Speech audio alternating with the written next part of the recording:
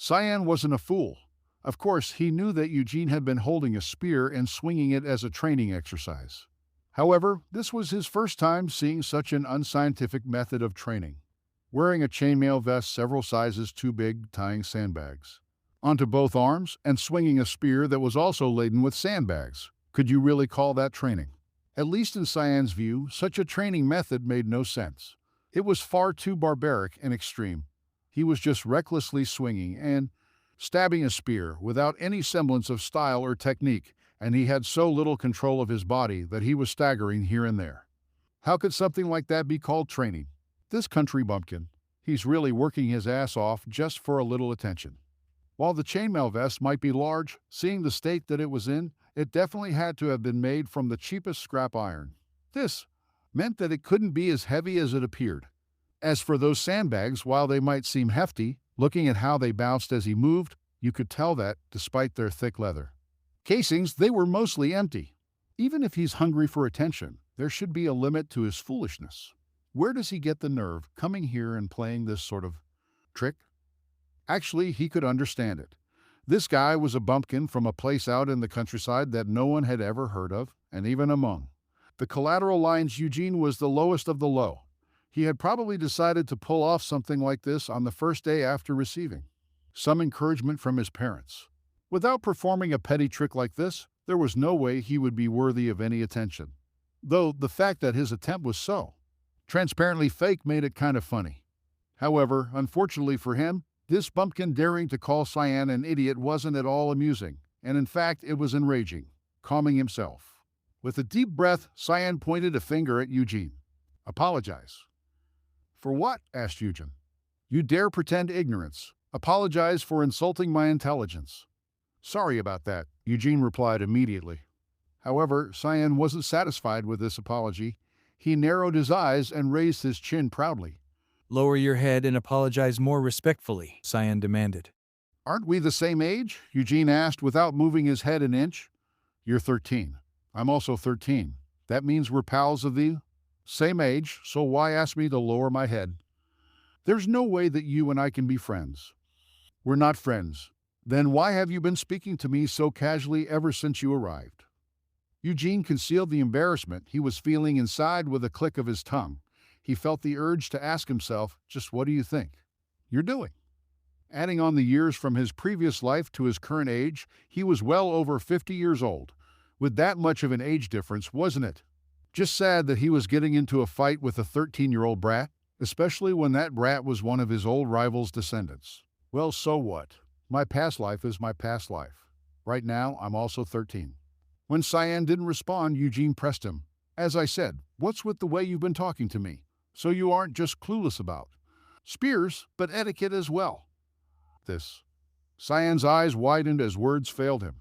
As someone who had been constantly indulged ever since he was young, he grew up spoiled and wasn't familiar with this kind of childish quarrel. This cheeky. The biggest advantage of being a child was that you could act on your emotions without any restraint whenever you wished. So although he wasn't familiar with this type of quarrel, Cyan relied on something that he was accustomed to, venting his emotions onto others. With large strides, he moved forwards until he was standing nose to nose with Eugene. You really don't know your place. Just because your last name is Lionheart, do you really think you're one of the same Lionhearts as us? No, I have a pretty good idea of the difference. I'm from a collateral line, and you're from the direct line. Eugene lifted his finger and pointed towards the main family's mansion. That's your house over there. My house is. Which direction was it in again? In any case, it's far away from here. Even knowing all that, you still dare to posture in front of me, Cyan accused. I haven't been posturing at all. I just informed you of a few facts that you seem to have missed. First, you asked what I was doing while looking at me, so I answered. Then you told me to apologize, so I did. You really are impudent, Cyan spat out as he held his nose. Also, there's a stench coming from your body. It's the smell of the cow dung from the countryside mixed in with your sweat. It really, really stinks. I've never gotten close to cow dung in my entire life, so who are you saying smells of cow dung? Eugene asked curiously. If so, that just means it's the smell of your own shit. In any case, you just plain stink. I'll wash up in a bit. No, go wash up now. Once you're done, go and clean the carriage that you rode in as well. The carriage? Because the smell of shit from your body definitely must have rubbed off onto the seat, so I'm telling you to go clean it. And why should I do that? Because you're the one who got your smell all over the carriage. Cyan raised his voice and shouted shrilly. Because of the close distance between the two, Cyan would send spit flying at Eugene with each shout. Eugene frowned and took a step back. Although Eugene had only withdrawn because he didn't want to get spit on, Cyan still looked down on him with a smile of superiority for forcing Eugene to back off. Furthermore, you need to bow your head and apologize to me. I still haven't accepted your apologies for calling me an idiot, saying that I didn't know any etiquette, and for daring to place yourself at my level despite just being a collateral descendant. These all need. Without waiting for Cyan to finish, Eugene turned to Nina and said, Nina. Why, yes. You're my personal attendant, right? Yes. Although I am undeserving of this role, I have temporarily been assigned as Master Eugene's personal attendant. If that's the case, then instead of standing there, melting in the sunlight, go and clean the carriage that I rode in on. Yes? Nina had already decided that if Cyan and Seal were to get bored and leave, then she would of course go ahead and clean the carriage herself. So she didn't think that Eugene was giving her an unreasonable order, as it was only a matter of doing the task now rather than later. However, Nina couldn't understand why Eugene would give her such an order under the current circumstances. Didn't he realize that one of the devilish twins was standing right in front of him? Eugene's behavior showed an open disregard to Cyan's orders. What do you think you're doing? Cyan burst out. I'm just getting the carriage cleaned, Eugene explained. I told you to do it yourself. Why should I when there's someone who'll do it for me? I was ordering you to clean the carriage. And who are you to give me orders? I am Cyan Lionheart. Okay, and I'm Eugene Lionheart. Nice to meet you. With a bored look on his face, Eugene waved his hand. Reacting to this, Seal's hands rose to cover a broad grin as she giggled in amusement, even as Cyan's jaw dropped open foolishly. And I'm Seal Lionheart. Seal introduced herself, still giggling. After glancing briefly at his cheeky little sister, Cyan took a deep breath. You! There is no way that I can get along with you. That's quite the disappointment, Eugene commented with a disinterested look. Ignoring Eugene, Cyan continued, because you keep ignoring my orders. That's because I'm not in a position that requires me to listen to your orders. And furthermore, you have also insulted me for the last time, Cyan finally finished. Wowzers, was Eugene's latest witty reply. With each word out of Eugene's mouth, a rage was stoked in Cyan's chest. Why was he standing here talking to this bastard? This wasn't why they had come out here and approached this country bumpkin. As the young master of the main family, once he gave an order, the other person was supposed to follow his command without a protest. Cyan's head was about to burst from offended stubbornness and pride. So, brother, are you just going to let that slide? Seal leaned against him and fluttered her eyelashes in anticipation. A duel, Cyan answered her unvoiced question. This wasn't an attempt to live up to his sister's expectations for him, but because Cyan couldn't bear to be looked down on any longer. Having received such disrespect from this country bumpkin, if he didn't do anything in return, he just knew that he was in for several days of teasing at his sister's hands. You have looked down on me and insulted me. As such, we must duel, Cyan declared. What amazing logic, Eugene said as he laughed at how ridiculous Cyan's thought processes were. He had never thought that something like a duel challenge would come from the mouth of this 13-year-old kid. Hey pal, something like a challenge to a duel isn't something you should do so casually, Eugene advised him. Who's your pal? Cyan retorted angrily. If you don't want to be friends, then fine. In any case, don't say anything that you'll regret and just go. Stop bothering me already. You're scared, right? Cyan said, proudly raising his chin at Eugene, as if he had known that Eugene would react like that. Although it was an obvious provocation, Eugene glared at Cyan through squinted eyes as he repeated, Scared? That's right. It's obvious that you're scared. If you're too afraid to duel me, then just quickly apologize. And what should I do if I'm not afraid, but I don't want to fight, and I don't want to apologize? Don't you even know what honor is? I do know that it isn't a word that you should utter so lightly. You're insulting me again? For some reason, Cyan felt deeply insulted every time Eugene spoke. Finally, unable to bear it any longer, Cyan lifted a hand to a pocket on his chest. Don't, Eugene said with a frown. A duel isn't something you recklessly jump into. If you're afraid, then just admit it. Don't try to run away from our duel by spouting all these denials. Having your parents taught you what honor means. Oh, Eugene said, tilting his head in response to these accusatory words. While Eugene looked at him like he was stupid, Cyan rejoiced at the thought that Eugene had finally fallen for his provocation. So he held out the handkerchief and spread it wide open, inviting Eugene to take a close look. This is really the last time I'll say this. Beg me for forgiveness, and then throw it, Eugene said as he untied the sandbags hanging off his body. You wanted to duel, so just throw it already. Huh? Cyan responded dumbly. I said throw it. Bang. First, the sandbags on his left arm fell to the ground. Cyan's expression froze and then stiffened as the impact sent a shockwave of dust rising into the air. The handkerchief, are you going to throw it or not? Eugene prompted. Bang. Then the sandbags on his right arm also fell. Lastly, Eugene pulled off his chainmail vest and threw it behind him. The vest flew quite a ways before falling to the ground with a heavy racket. Cyan's jaw dropped open at this scene. Yua, Seal had been enjoying the show as if she was just a bystander, but now she also let out an exclamation at this sight. Eugene bent down and started taking off the sandbags tied to his legs. You must have trained your mana. Cyan, who, until this point, had been frozen with his mouth hanging, yelped in outrage. Children of the collateral lines weren't allowed to train their mana until the bloodline continuation ceremony. This was a long-standing Lionheart family tradition. Only the children of the main house could train their mana and wield real weapons from an early age. This tradition was now being trampled right in front of his eyes. This was no longer something that he could respond to with simple irritation and a tantrum. I haven't trained it, though, Eugene replied with a confused expression. He wasn't lying.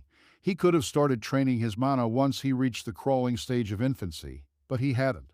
It was because he didn't want to land his father, Gerhardt, in trouble for no reason. And also, since he had been reincarnated as a descendant of Vermouth, he wanted to use Vermouth's own training method. That's obviously a lie.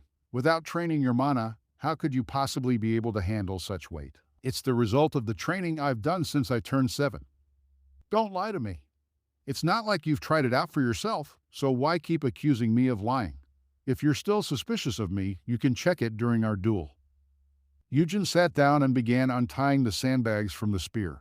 Cyan was watching this happen with wide eyes when he felt his sister Seeger gaze rest on him.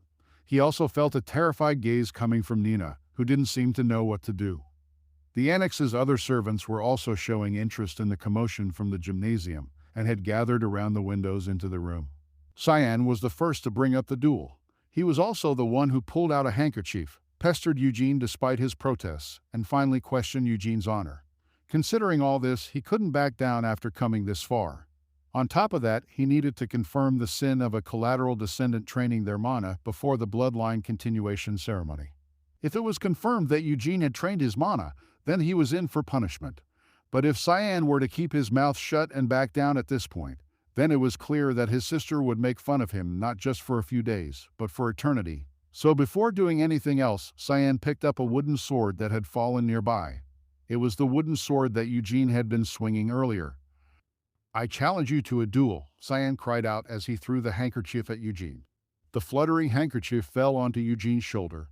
This happened just as Eugene was untying the last sandbag hanging from the spear.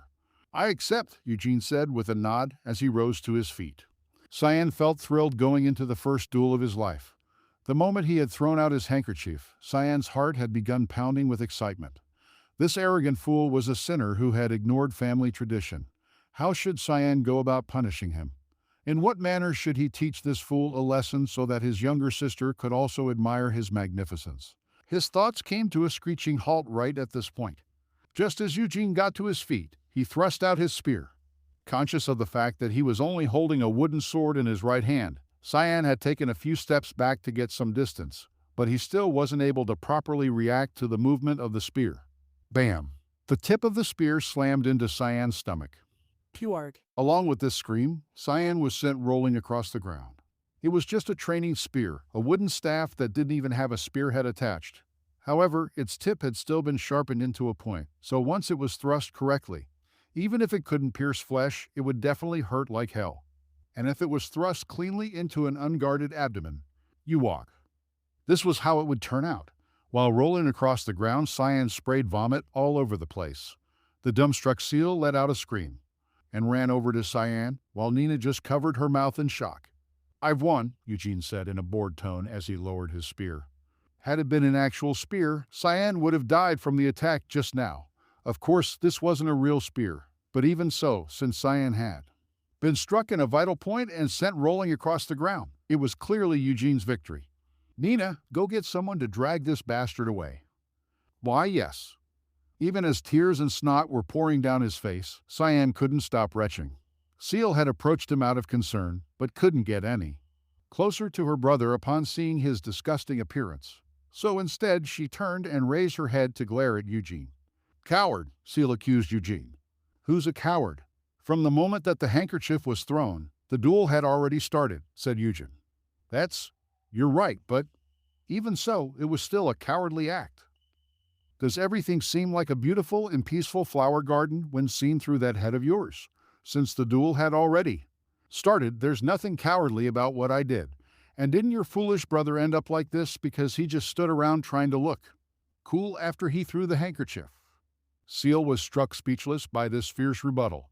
Part of it was because she didn't know what to say, but she was also confused by what he had said and thought he might have compared her to a beautiful and peaceful flower garden.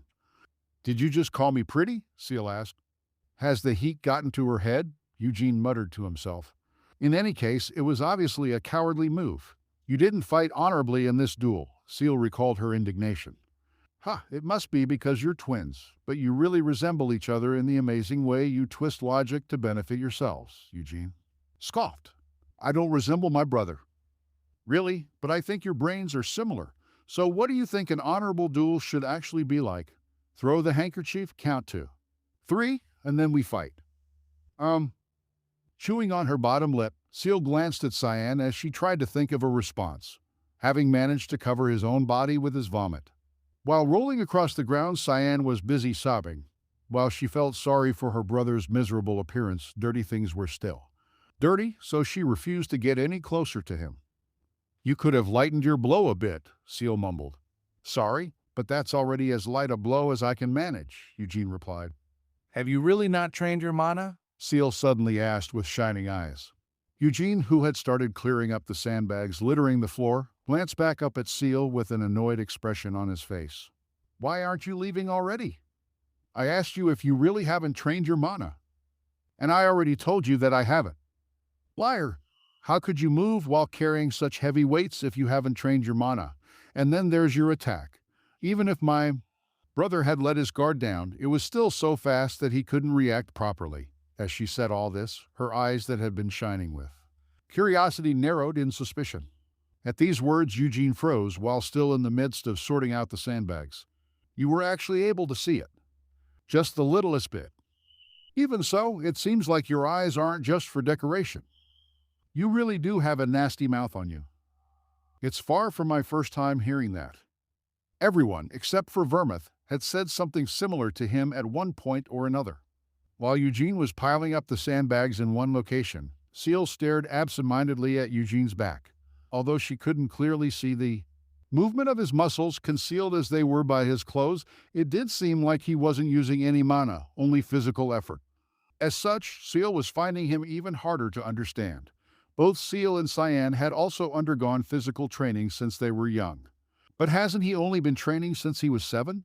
Seal thought deeply as she recalled what Eugene had said earlier. Meanwhile, Eugene was thinking, he's quite strong for a 13-year-old kid. He had felt some resistance from the tip of his spear at the moment of impact.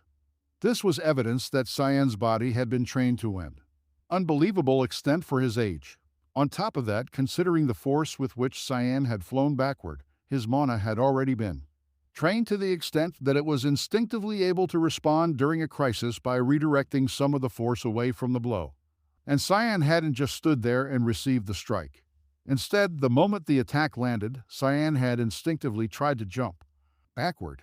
This meant that he, a kid with no practical fighting experience, had instinctively responded to escape imminent danger. That's great for a kid, but as a descendant of Vermouth, It's still garbage, Eugene criticized harshly. Of course, Eugene didn't know how strong Vermouth was when he was 13. Hamel and Vermouth had already been in their 20s when the two had met for the first time. Still, he could at least make a rough guess.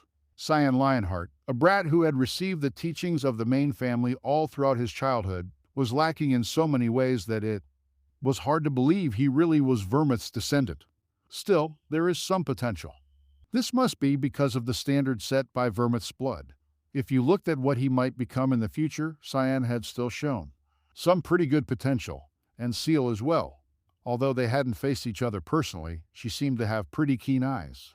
You dare, to me. Cyan had finally recovered enough to speak. While taking deep breaths, Cyan raised his head and looked up at Eugene. His eyes were still spinning, and it hurt whenever he moved, as if his abdomen really had been pierced right through. There was also a fishy and rotten taste in his mouth. How? How cowardly, Cyan gasped. It might be because you're twins, but you two really do end up saying the same things, Eugene snickered as he looked down on Cyan. I don't want to repeat myself. Ask your sister what I said when she tried to accuse me of the same thing. This son of a bitch. Or else you can try and retrace your memories. You might have been spraying vomiting everywhere as you were rolling in the dirt, but your ears should have still been working, right? Cyan couldn't say anything in return.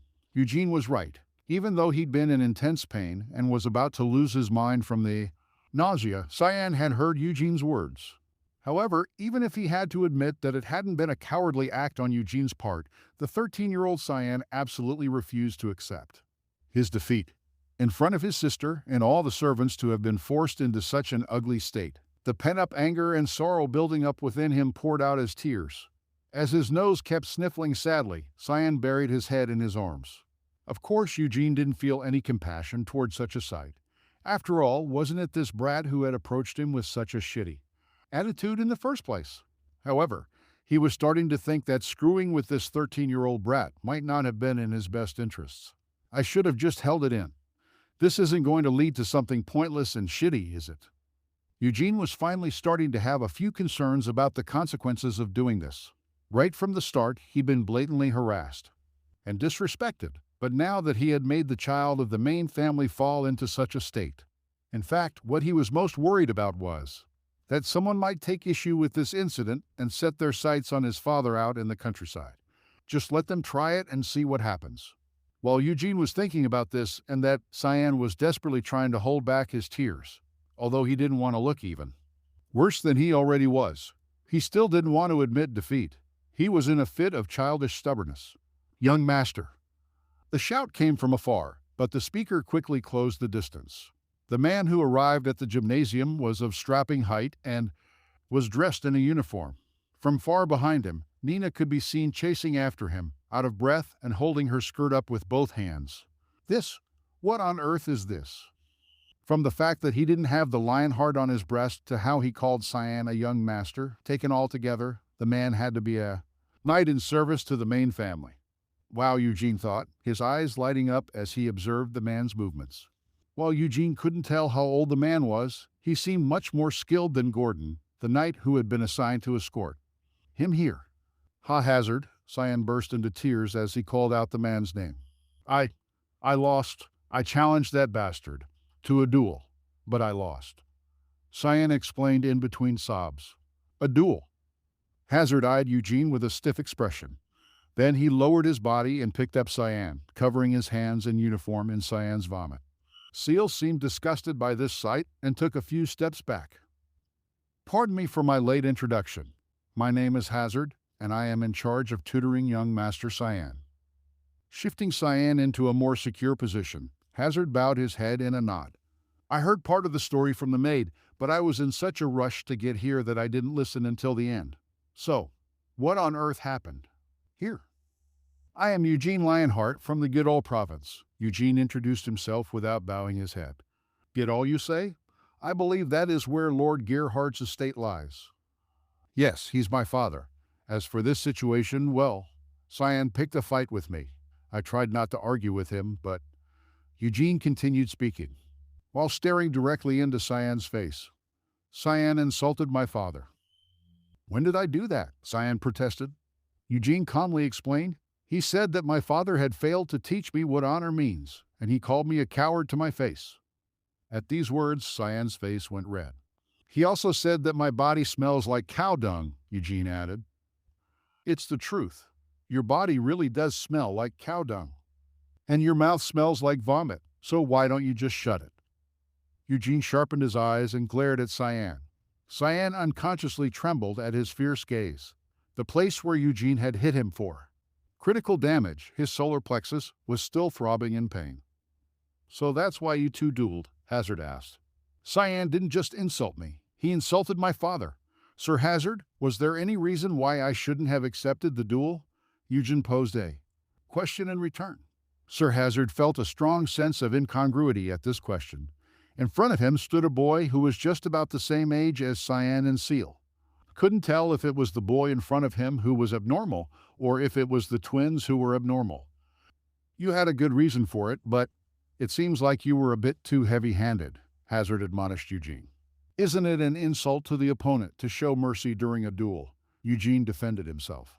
Sir Hazard, if my skills were clumsy, then I would be grateful for your advice, but I don't want to hear any advice on how I should use a lighter touch on my enemies. I apologize for my presumptuous remark. Hazard bowed his head once more. Cyan, who was still being carried by Hazard, shouted with his face twisting into a scowl. Hazard, this bastard, he's trained his mana, even though he's a collateral descendant. He's trained his mana without ever attending the bloodline continuation ceremony. Didn't I tell you to shut your mouth? Eugene said as he glared at Cyan, his head tilted at a dangerous angle. Once again, Cyan fell silent and lowered his gaze. Young master, Hazard gave a long sigh and shook his head. Master Eugene has not trained his mana. Hazard, even you're lying to me. What reasons could I possibly have for lying to Master Cyan? But that doesn't make sense. How could he beat me without training his mana? And those sandbags he moved while he had. Those sandbags hanging from his body. I cannot feel any mana coming from Master Eugene, Hazard said as he glanced at the sandbags piled behind him. Just from a glance, they definitely seemed heavy, so Eugene was able to move with all of that hanging from his body. Hazard was finding it difficult to imagine such a sight. However, no matter how many times Hazard examined him, Eugene did not give off any traces of mana. A lie. It has to be a lie, Cyan mumbled. Master Cyan. For now, we should take a look at your injuries. While coaxing the boy, Hazard glanced over at Eugene. I stabbed him in the solar plexus with a spear, Eugene explained helpfully. And where else? There was only a single blow. A single blow. Hazard let slip a low groan as Cyan bit his lips in embarrassment. If that's the case, Master Eugene, may we meet again? Unable to say anything further, Hazard bowed his head politely.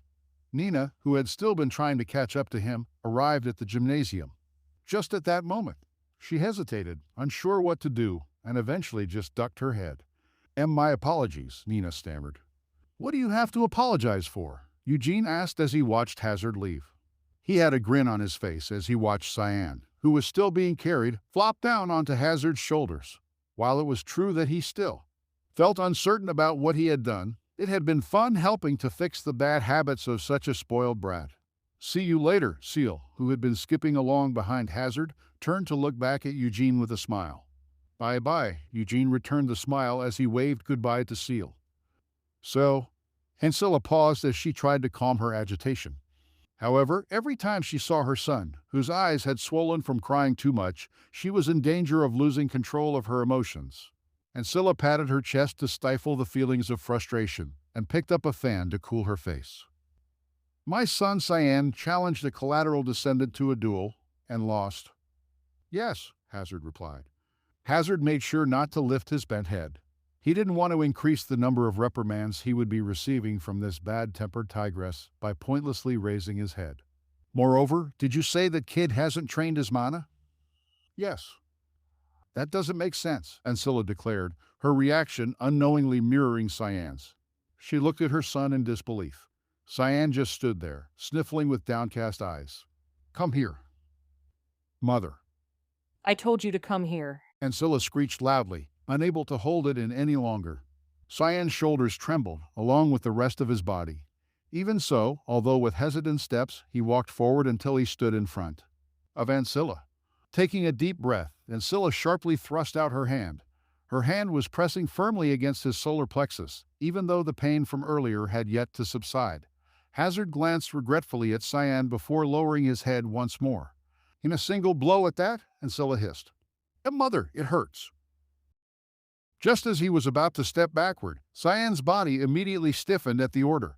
Ancilla used all her strength and repeatedly pressed on his solar plexus without any hesitation. Each time she did so, Cyan was forced to clench his teeth to hold back a scream. Seal was watching this scene with a sullen expression from her seat in the back of the room. She was almost bursting with a desire to say something, but as young as she was, Seal knew very well that there was nothing to be gained from opening her mouth here. "Hazard, are you willing to swear an oath that you saw correctly?" Ancilla turned to Hazard. Hazard hesitated. "I asked if you were willing to swear an oath," Ancilla repeated herself. "That brat, has he truly not trained his mana?" Yes, I am willing to swear an oath on it, Hazard finally offered. Under no circumstances should an oath be sworn lightly. However, if he stayed silent now, something terrible would definitely be in store for him. Hazard was sure of it. The son of Lord Gerhardt, Master Eugene, has not trained his mana. Not even a single trace of mana can be sensed from his body. Is that so? Ancilla searched her memory for the name Gerhardt. His name did not come to mind right away, signifying that she had already classified it as a name not worth remembering.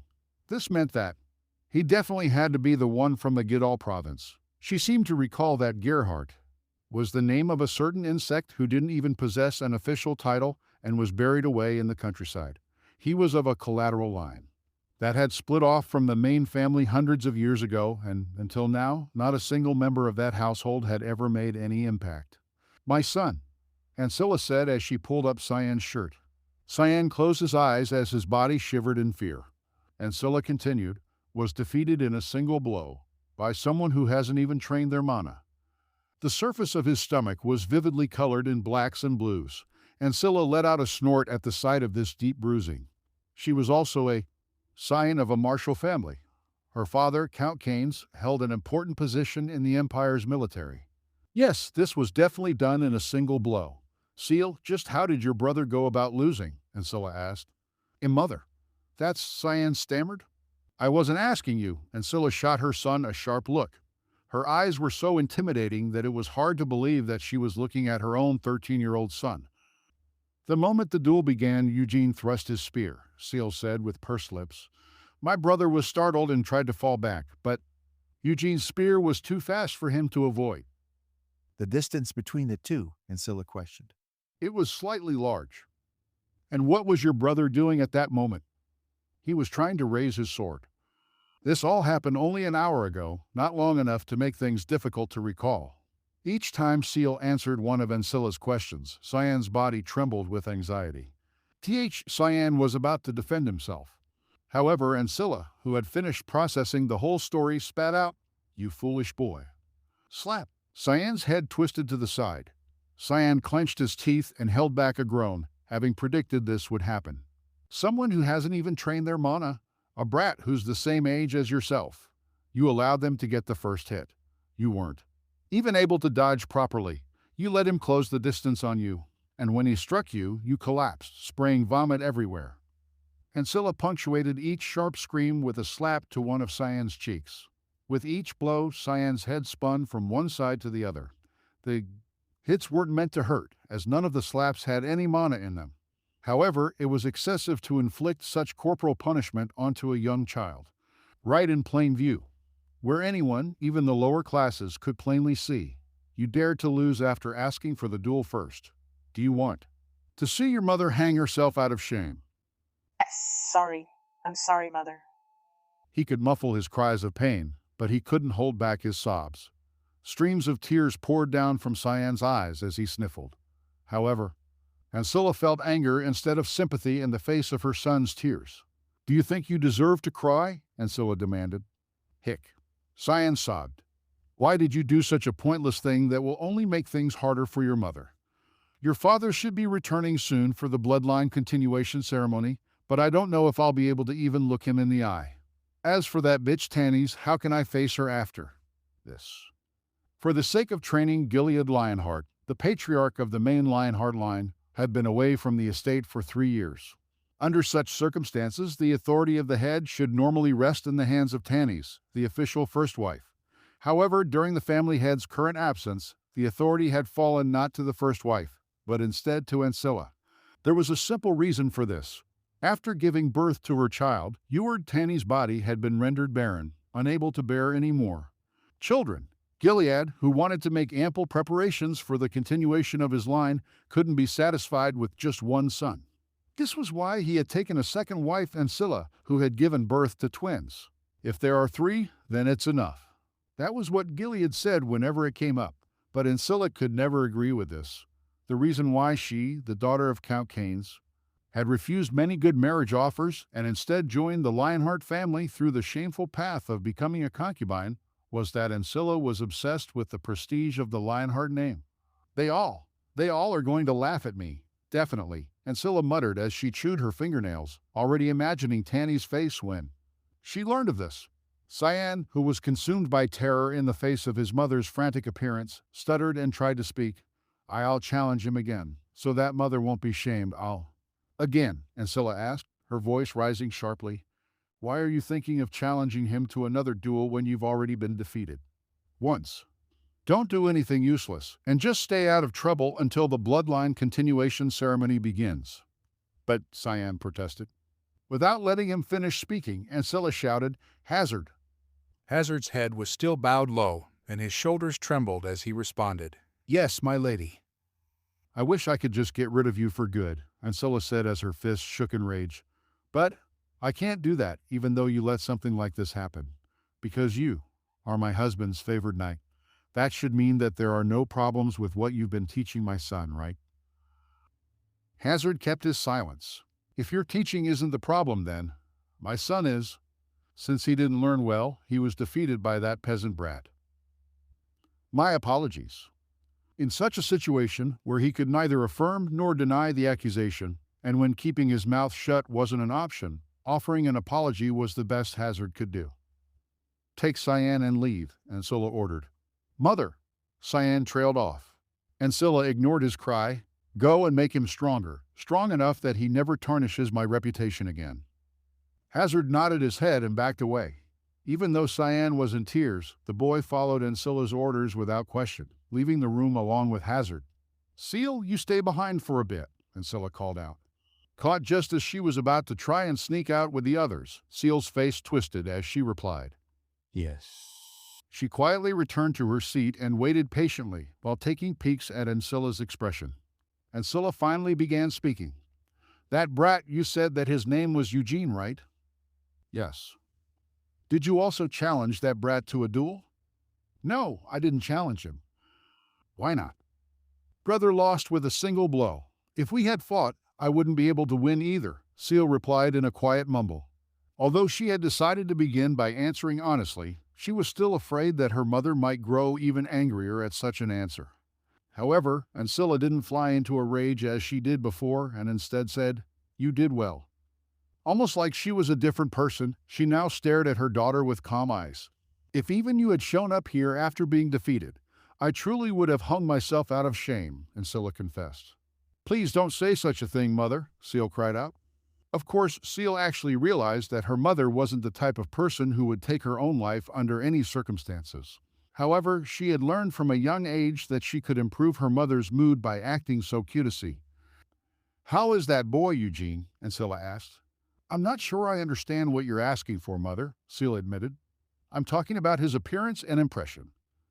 His appearance? I think he's better looking than my brother. As for an impression, he's a bit strange. Strange? How so?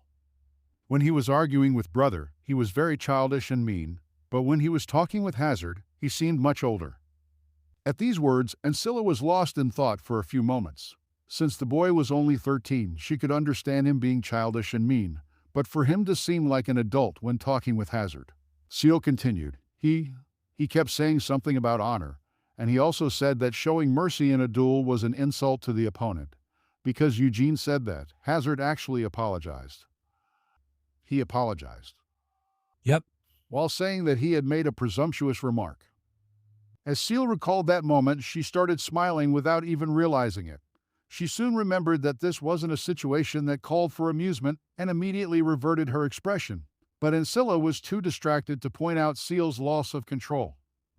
A presumptuous remark? Ancilla pondered. It seemed that later she would have to call for Hazard again and get the full story from him. With a slight nod, Ancilla asked, "Are you angry that Eugene hit your brother?" "Yes," Seal said eventually. This was a lie. Although she didn't hate her brother, she had found the sight of him crying, while still pretending arrogance, to be pretty amusing. "You mustn't naively try to get revenge on your brother's behalf," Ancilla warned, though she was actually aware of her daughter's true feelings. Since the two of them were twins, Cyan and Seal had been together ever since they were born. Seal had revealed her character from an early age, habitually pulling pranks and making mischief even as she followed her brother everywhere. Ancilla knew that Seal was a child who prioritized her own amusement over her affection for her brother. "For the time being, your brother will be busy receiving Hazard's guidance." "I'll train with them," Seal volunteered. "Of course you will. However, don't focus too much on that and make friends with the child, Eugene." "Why?" "It's good to have a lot of friends," Ancilla evaded, her eyes growing cold. The brat had defeated her son and smeared her reputation. However, hearing that Eugene had defeated her son without training his mana had surprised her.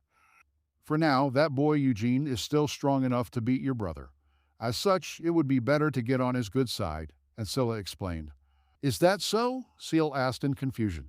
"It is." Ancilla settled her simmering emotions.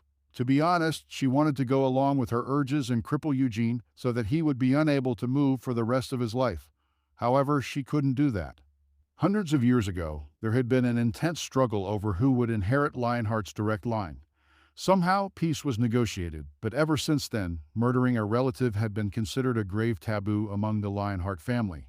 The reason that Gilead, the current head of the family, had said if there are 3, then it's enough in the first place was that he was afraid of pointlessly increasing the number of heirs to the main family, as it would only lead to siblings trying to kill each other for the sake of ambition.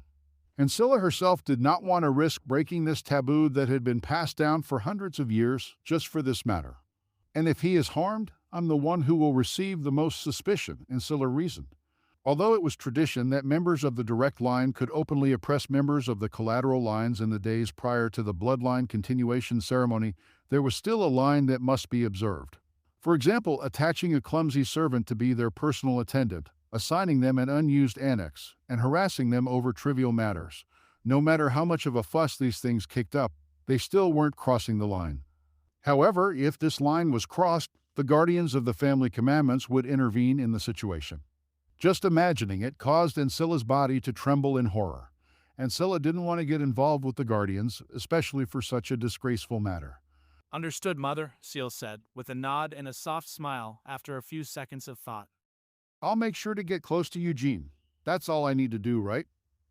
She had not the slightest of reservations about doing so. Seal was instead feeling an intense curiosity about this inscrutable relative of hers. Nothing had happened. Truly, nothing had happened.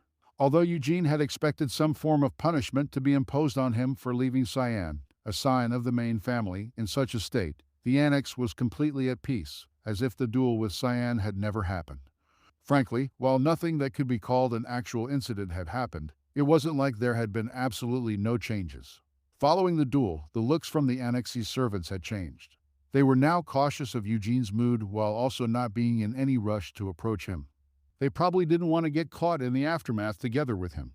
"Are you okay with this?" Eugene asked as he looked at Nina. His first night at the annex was over, and it was now the following morning.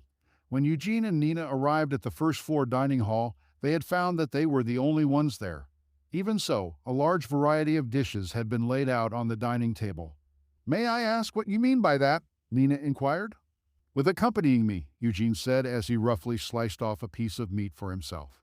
The chunks of meat were cut far too big for breakfast fare. The only thing that Eugene had actually requested among all these food items was the meat. If he didn't make sure to eat substantially despite exerting his body vigorously, both his stamina and, of course, his physical fitness would decrease.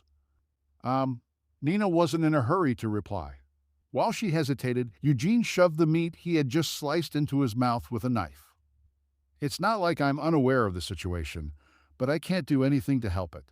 Therefore, while Master Eugene stays at this estate, I will continue to serve as Master Eugene's personal attendant. You don't need to show any loyalty to a person who will be leaving after a month at most. After all, don't you have to keep working here once I'm gone? It's not all because of loyalty. This estate's head butler assigned me to be Master Eugene's personal attendant, and the one who ordered him to do that was probably the second lady. Nina smiled bitterly and shook her head. If I were to neglect my duties while trying to stay out of trouble, that would mean I was indirectly disobeying the second lady's orders. That's why, even more so, I should act according to the situation and continue serving Master Eugene. You've got a good head on you, Eugene complimented with a grin, pushing his empty plate aside. He proceeded to grab a lamb shank that was as thick as his forearms. When you said that it wasn't all because of loyalty, doesn't that mean that you're at least slightly loyal to me? Eugene remarked. Even if it is temporary, you are still my master, Nina said. Then I too have no choice but to act like a proper master. If something I do ends up causing you any grief, then don't keep it to yourself and instead just tell me right away. Huh? What's with the huh? You were unlucky enough to become my personal servant, and I was also a bit unfortunate to be assigned a maid like you. As such, we should at least try to keep the air clean between us. However. Enough. You shouldn't question any of my orders from now on and just follow them. Understand? Yes. Then go and get me some damp towels. Without another word, Eugene started tearing into the lamb shank with his teeth. Nina was momentarily stunned by this sight, but nodded her head and began backing away. I believe that towels alone might prove insufficient, so I will return after preparing a full basin instead, Nina said observantly. That's just what I like to see, someone who can think for themselves, Eugene said with a smile, even as he chewed on a mouthful of meat. Oh, and since you're dropping by the kitchen, pass a message to the chef. Tell him to increase the proportion of meat to everything else during lunch, and instead of trying to pointlessly elevate the dishes with some fancy cooking, he should just make sure to serve more lean meat. Yes. As she continued to politely withdraw from the room, Nina gave the table a glance. Did that mean he was really going to finish all that by himself? Of course, Eugene finished eating everything. Ever since his previous life, he'd never been the picky sort and was able to enjoy eating all kinds of things. I've even tried eating monsters and demons. After picking out a piece of meat stuck between his teeth, Eugene washed his hands in the basin. Then, while patting his stuffed stomach, he left the table. Nina followed behind Eugene at a brisk walk. Have you heard if anyone is arriving today? Eugene asked her. My apologies, but no one has told me anything, Nina answered. Then go and find out. I'll be at the gymnasium if you need me. Yes. However, please consider, you've just finished eating. I'm afraid that if you start exercising right away, your stomach may start to hurt. Thanks for your concern, but it's unnecessary. My stomach doesn't hurt even if I start running right after a meal. Nina had a normal body and found it impossible to comprehend such a physique. Even so, she quietly withdrew without asking any more questions. Eugene hadn't lied to her. Since he was young, his body had never once suffered any lingering illnesses. Even his palms, which had been torn open while swinging the spear yesterday, were now completely healed without a single scratch. This really is such an unfair body. Come to think of it, even in his previous life, Vermouth had hardly ever needed to use anything like healing magic or potions. Although it was rare for him to even be injured, his body would heal on its own on those very few occasions he was hurt. Thanks to this, Annis and Sienna's healing magic had been almost exclusively dedicated to healing Molan and Hamel.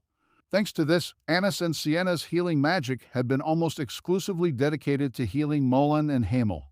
The reason why you keep getting hurt is that you always race ahead without thinking.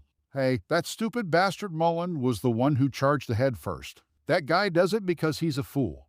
So why do you keep copying that fool? Are you stupid too? Then fuck, should I just let that bastard get beaten up by the monsters? Why are you getting mad at me for? Sai, let's just stop arguing. Take a look at Vermouth. Why can't you fight as carefully as he does without getting yourself hurt? If you want us to stop arguing, why do you keep saying shit like that? Every time he came back covered in wounds, Sienna had always torn into Hamel. even though 13 years had already passed since he was reincarnated. The memories of his previous life hadn't faded in the slightest, remaining as clear as ever. A funeral was held for Vermouth after he died, but I don't know if the other three are still alive or not. The wise Sienna, after serving the longest term as a head wizard of a magic tower in the entire history of the magic kingdom of Eroth, suddenly disappeared around 200 years ago. Her whereabouts after this point were unknown. Even the faithful Annis, revered as a saint by the Holy Empire of Eurus, withdrew from her work in the central temple during her later years and departed on a one-woman pilgrimage. Not even the Pope of the Holy Empire had managed to get her to divulge the destination of her pilgrimage. As for that foolish Molon, the first king of the northern Ruhar kingdom, that guy was fortunately still around, having been seen relatively recently. Though relatively recently in this case meant 100 years ago. After abdicating from the throne, he lived a leisurely life. He had last made an appearance about 100 years ago on the anniversary of his kingdom's founding. No matter how much I think about it, I can't imagine that any of them would end up dying quietly, but such a thought was meaningless. Because Vermouth, the one who had seemed the most unlikely to die, had actually died more than 200 years ago. As Eugene felt a bitter taste rising in his mouth, he shook his head to clear it.